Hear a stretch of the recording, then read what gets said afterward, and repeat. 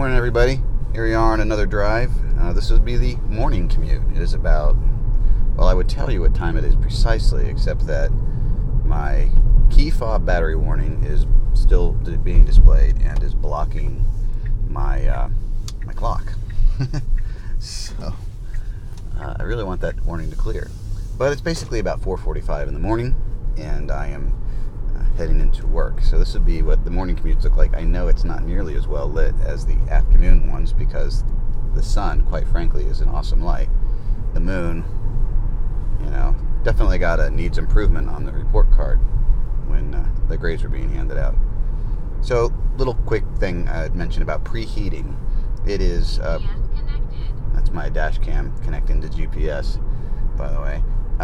It's 31 degrees right now. The car was in the garage overnight. I forgot to preheat it this morning, so it's a little chilly in here, but it's slowly warming up. And because I don't have the temperature set very high because I'm wearing a heavy jacket. And my regen is limited to 30 kilowatts, no limit on the power. And the car probably was, probably right around freezing most of the evening or overnight. I finished charging, I would guess, maybe about 6 hours ago. So it definitely was not actively charging any time recently. The preheating function, I kind of have a routine in the morning where I will generally get in the shower, take my shower. As soon as I get out, I'll trigger the heater. That gets me about 10 or 15 minutes of preheating before I actually go to the car. And because it's in the garage, that's usually enough. Now, if it's parked outside, like during the day when it's wintertime, I will preheat it maybe 20-30 minutes. I do that for my comfort, not so much for the car's comfort. And if it's been snowing, I will crank that heater up to somewhere around 85 or to wherever it says high on the readout. It'll say high. And I will let it cook for maybe 45 minutes or so because I don't like scraping the windows. And thus far, Tesla has not yet enabled the ability to turn on the windshield defroster, the rear defroster, or the wiper heaters, or any of those things remotely. So preheating is really your only chance to clear the car before you get to the car. I don't quite understand the rationale of getting into a nice warm car only to discover you can't see out of it and have to get back outside in the cold and chisel your windshield and all that free. But this is a California car, and you have to keep that in mind. It was not designed for cold climates. I'm seeing reports that the Model 3 door handles are freezing as they go through car washes in colder parts of the country. Well, yes, this is what happens. It's a California car company. They don't necessarily do great winter testing. Love the cars. They handle great in the snow, but just be honest where we need to be honest. It's not their forte. So you definitely should be preheating your car some degree.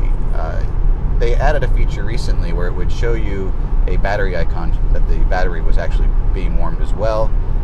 I don't know if that was happening before and we just didn't get the icon for it, so they're just reporting something that was already happening, or whether that's actually a change in functionality. But that makes a little bit of difference.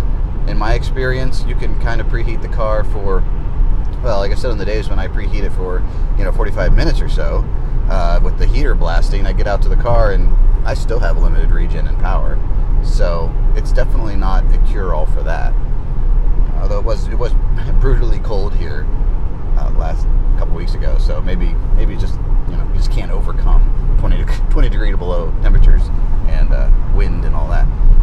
But be that as it may, the preheating function is great for adding comfort to the car. It will gain you some regen for sure. It just may not get you all of the regen back. What's a little frustrating about the preheating process is, and I think it's still buried in the menus, I honestly have not looked in a long time. There used to be a function called smart preconditioning, and like I said, it may still be there. It was always explained as being in beta, which is Tesla speak for what the hell, give it a try. I'd like to point out that autopilot's still in beta, so consider that before you take your eyes too far off the road. But the smart preconditioning, the idea was that the car would learn your schedule and take cues off of the calendar, whatever information was synced up to the in-car calendar through your phone calendar, to determine when you might be coming and going. And it would do all of the conditioning of the air in the car kind of in the background. day, you would walk out and the car's cold. Or on a cold day, you'd walk out and, you wouldn't have to remember to preheat it and be like, oh, the car's warm. Be especially welcome actually on the hot days. I hate getting in a hot car. But anyway, that function never really worked for me. I have about as dead-on regular schedule as you can have, at least in my business. And it's still, so one of the things I noticed is if I made an errand on a prior day, a one-time errand, hey, I got to run by Home Depot real quick. Smart preconditioning would determine that, oh, okay, so now every day at 3 o'clock we go to Home Depot. And it would start, turning on. And I would notice that. I'd look at the app for something. And, when we were at the house, you'd be in the garage working on something, and I'd hear the car click on. I'm like, what the hell is that doing? And I'd look at the app, and yeah, sure enough, she's getting ready to go. So I wasn't really sure how much power was being used to do this. But since at the house anyway, it's plugged in all the time, it's like, well, that's house power that it's using. I'm paying for that. And when it's doing it in the parking lot at work randomly, that was the other thing, is one day at work, I went out for lunch. And I noticed the next day, I was like, oh, I was going to look, see what it's doing. The next day, it started to cool the car down. It's the middle of the summer, so it's running for a while, cranking the air conditioning, trying to cool itself down, because I thought, hey, we're going to lunch again. No, we went to lunch one time. That's it. We don't do this every day. So anyway, it wasn't particularly smart. I don't know that it really keyed off the calendar all that much, if we're honest. It was even when it was running in the parking lot, it would be using obviously battery power, not a lot of power, but it's using power. And I have to, I do most of my charging at home. Probably 99% is done in my garage. So I'm paying for that power too, whether it's plugged in or not. So I just kind of decided that on the off chance that it would, and then there were the other frustration was when I would go home or go out to the car to go home, and I'd be like, it's going to be smart preconditioning. It's going to be cold, right? Sure, I leave at the same time every day. It's on the calendar what time I leave. Surely it will. No, it would. About half the time I'd walk out and the car hadn't done anything. Well, what are you up to, Serena? Why aren't we cold in here? Why aren't we warm in here? What are you doing? You sleeping? Don't be sleeping out there. So I disabled the function because it just didn't seem to work very well. And my concern was that there might be a certain amount of wear and tear on the various components for the HVAC that was completely useless. It wasn't gaining me anything. There was nobody getting in the car. I didn't know for sure when it was actually turning on. I don't have any of the telemetry like Teslafy or anything like that running on a computer. So I only knew that it was running sometimes because I'd happen to catch it, or I'd hear it, like when I was in the garage. I'd hear it click on. So I disabled that. I think it's still there. I don't know that they're making any attempt to improve it. I have not seen any reports by anybody that they're making any attempts to improve it.